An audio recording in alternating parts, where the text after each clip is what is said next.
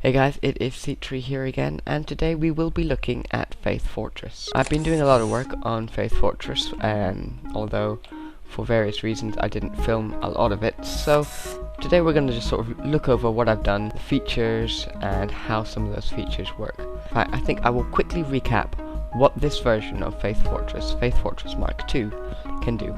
It is made using the same 7 spheres as before, all of them repurposed into a spherical format to make it compatible, or at least better compatible, with FTP, because you saw the last version's layout did not respond well to getting taken between dimensions. So this whole thing is designed to be FTP compatible. As well as that, it has 12 destinations locked into the central one, so it can travel to 12 different destinations. It's got a system wherein all the other ones can follow through. I will demonstrate that later on. 2 towers here, which are made up of Topsy-turvy towers, automated as well using redstone, deployable and compactable to allow for FTP. I'll just jump in and show you guys. First off, Topsy-turvy towers. We've covered them before. They were inspired by a couple of Runecrafters, Xanatrix and Josiah42, both of them very smart people. This version of a Topsy-turvy tower just compresses nicely, so it will fit within the top of a faith sphere. This is the redstone wiring therefore. So here we are at the redstone wire. There's a button here on the other side of that which sends its signal out through here, and depending on the position of this block, it'll activate the circuit. It'll either, if the block is here, it will travel to the left and it will set to expansion. Then it will get around to here, loop back into the front, and there's a redstone pulse shortener which, although it's not working perfectly, should shunt this block over to the left or back to the right, depending, to act as a toggler. Then if it's set to the right, it will travel down these redstone sensors to the right, activating it in the reverse pattern, because you can't just activate it in the same way, otherwise it makes a horrible mess. Trust me, I've done that a few times. And same again. So currently it is extended. It is set to the retraction side, so I will go and hit the button. In fact, I won't, I'll get someone else to hit the button so you guys can see.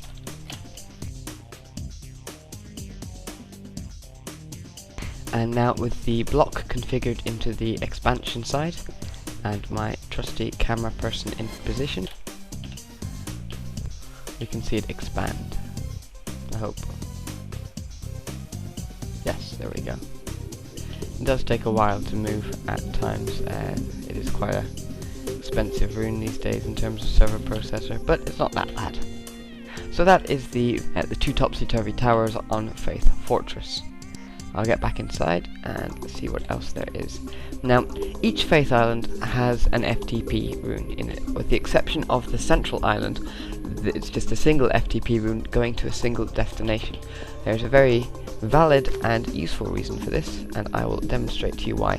Every single one of them points to the same destination by default. There's no quick magic way of changing them, and that is because of the use of nestling. We have over here, we have a tier 1 Faith Island nestled inside the tier 4 or 5, whatever it is, Faith Island. So in mode C3 0, it's very simple, and that's the faith point that they're all targeting there. Note the phase block so that I can use it. I have a damage sensor here linked to the Pegasus in the floor, and with them all pointing to this one, I can simply Pegasus this small tugboat very quickly, given that it's very nice in the way that smaller Faith Islands take less time to Pegasus, and then once it's in position I can choose which Faith Island I move to which location, and that's how this was positioned here. I used the big island's FTP to get to approximately the right position, then I used the little tugboat here to position specifically, toggled the faith point on, and then, oops daisy, and then just FTP'd each of the islands one by one to this point. It's a very, very space-saving arrangement. So yeah, number of minor challenges in that, but the idea here was that rather than having to have a rather large and complicated switcher array in every faith island, plus having 7 different faith points, no, 5 different faith points because the other 2 can bounce at every location, this way it simply allowed us to have a single FTP in each of the other islands, save a lot of space, allow us to fully dedicate one sphere to the purposes of moving all of the spheres. So, not very practical on something smaller than Faith Fortress, but very practical here. This I have covered already. You'll note I managed to break a damage sensor, well done me. This is my 63 destination personal teleporting grid. Just so, very simple. I've covered that already. I'll put a link up here now so you guys can go see that video. Won't bother repeating myself, but I will show it to you quickly there. Over here, these are the storerooms. Again, I've already covered them, so another link up here. We're on fire with the links. Over here are the farms, and the farms are using a very similar set of concepts as before. It's all phased. I do have inventory space for that, so 4 layers of it this time rather than 3. I'll activate the bottom one, I'll activate this one, activate that one, and then that one. There we go. Again, the bottom one. And huge amount of water and lag there, but here are all the items that we so desired. And then I will... there's one broken over there.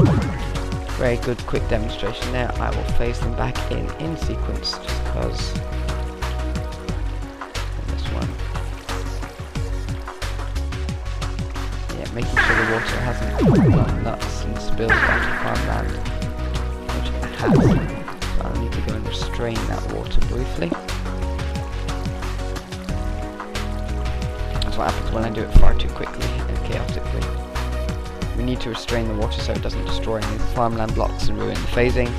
It takes a wee while to fix. Where's the water rocket? It's in the tools.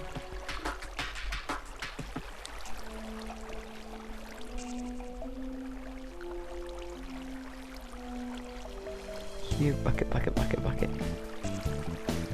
There we go. Perfect.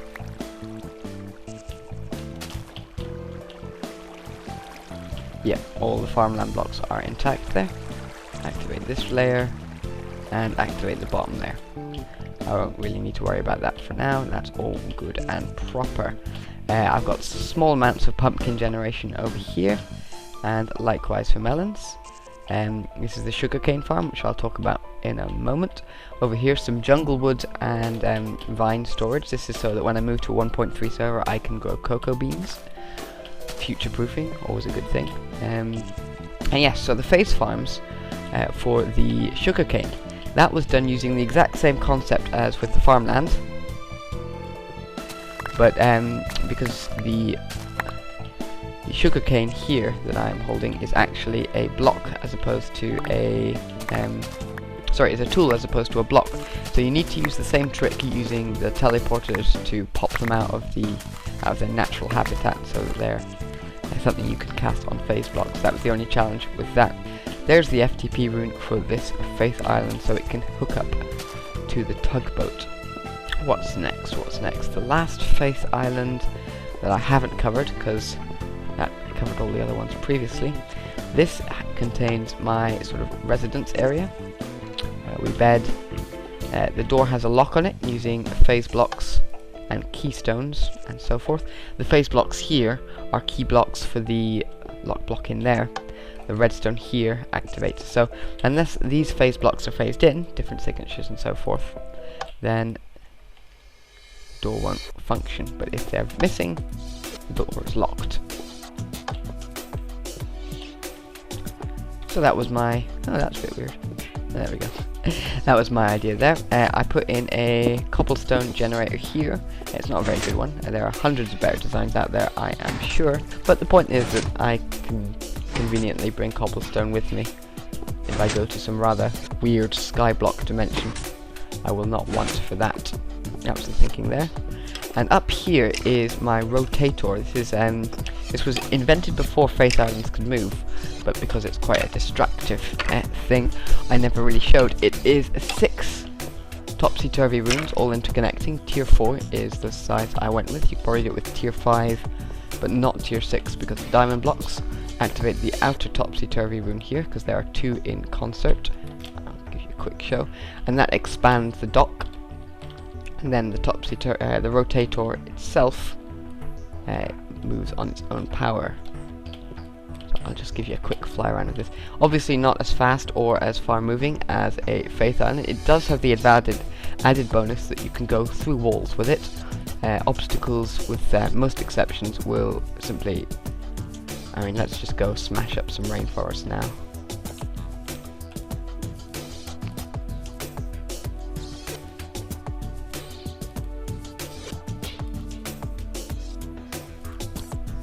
As you can see, I'm over some trees, but I'm just going to go straight down into the ground. There will be some brief suffocation damage here from whacking your head off the roof.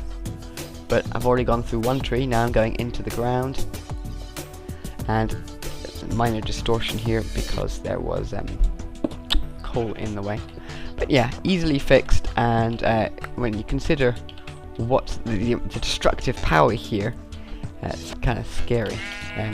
The easiest way to do this would to protect against this would be some sort of array of cursed diamond blocks in a shell around your base, but not very likely to see this used as a griefing tool in most places. A bunch of people have also had this idea after I did. I just didn't share it because it's powerful. And then to disembark, you just hop down the water shaft here and climb your way back up the vines.